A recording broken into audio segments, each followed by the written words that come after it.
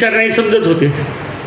मग ते त्या काळात आपले बंदे बरीच जमादारी चिल्लर, तर त्या धनगर समाजाच्या बाईने सांगितले कारभारी तालुक्याच्या ठिकाणी जा आणि ते जरा जमा झालेले बंदे जरा मोठे करून आणा, घरी सांभाळायला अवघड जाते.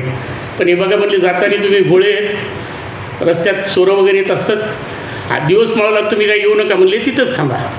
तिचा उद्देश होता की बुवा रात्री बेरात्री जर आले तर चोरं वगैरे लुटतील वगैरे, तर कारभारी तसं करू नका.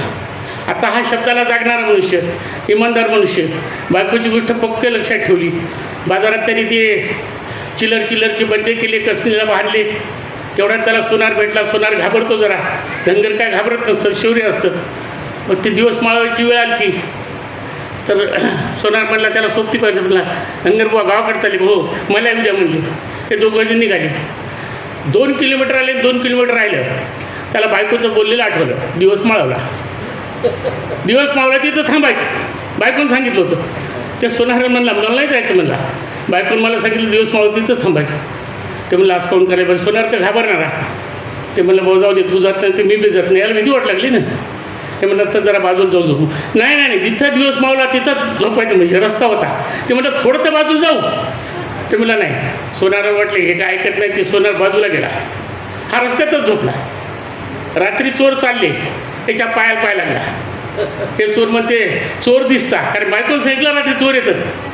त्याच्यामुळे त्यांना कोणीच विचारलं चोर दिसता म्हणले, आणि तुम्ही उगाच पायाला मारलं म्हणले. बरं झालं कमरेला मारलं असतं तर ते पैसे भेटले असते तुम्हाला.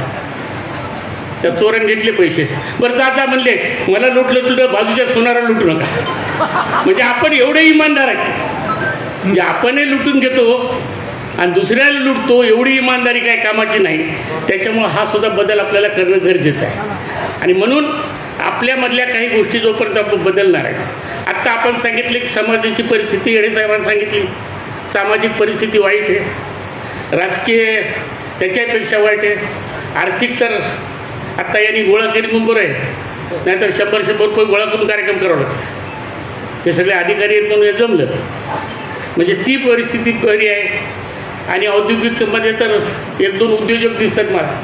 म्हणजे एवढी परिस्थिती जे समाज सुधारण्याचे 4 गुण लागतात, त्याच्यात आपण सगळ्यात माग आहे. म्हणजे खालून पहिला नंबर म्हटलं तरी चालेल, अशी परिस्थिती आहे. आणि म्हणून जर ह्याच गोष्टी सुधारायच्या असतील तर आपण ज्या ज्या क्षेत्रामध्ये लोक मोठे होतात त्यांचं अनुकरण करून पाहिलं पाहिजे. आता मला तर खरं म्हणजे सुरुवातीला जे एवढं माहीत असते तेवढंच वागतं. म्हणजे मला तर डॉक्टर व्हायचं होतं, मी हुशार होतो, मला MBBSच व्हायचं होतं, पण 2 मार्कांनी चुकल्यानंतर पोरासाठी सांगाल की काही पोरं APSC होतात, मी APSC जातो. मला आमचं एक लेक्चर होते विजयवाड्याचे, ते माझ्यावर प्रेम करायचे. आणि ते मला म्हणले साहेब सर माझं गेलं वाईट झालं म्हणलं, मी रडू लागलो. ते म्हणले काय रडू नकोस, हो म्हणले काय बरं नसतं म्हणले, डॉक्टर नाही झालं म्हणून काय झालं. असा राग आला गुरुजीचा की मी डॉक्टर झालो नाही, ते मला म्हणायचं नाही झालं म्हणून काय झालं, काय होत नसते. तर ते म्हणले 2 मिनटात तुला गोष्ट सांगतो म्हणले.